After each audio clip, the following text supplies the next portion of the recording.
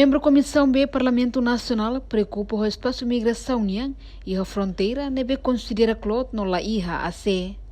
Membro Comissão B nebe trata assunto defesa e segurança no negócio estrangeiro Natalino dos Santos, a tua preocupação li russo plenária Parlamento Nacional e a quarta-feira loron ronulo resinhito fulang agosto tinang tuirnia fronteira hanesang oda matam bot ode ema tamano sai. La ostet husirai larang, mas vemos ema estrangeiro, mas be migração ne fatin clot liu no la iha AC. No assunto idane dela baracona se relevanta e a plenária Parlamento Nacional, mas be Ministério relevante la tau sério o assunto refere.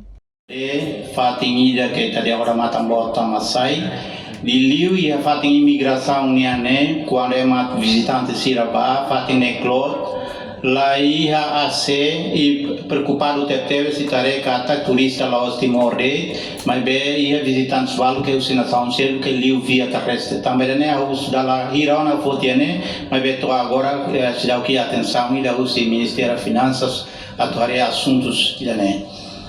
Mas que migração e espaço nebe clot no la iha AC, mebe serviço migração continua lá o dia e a área fronteira.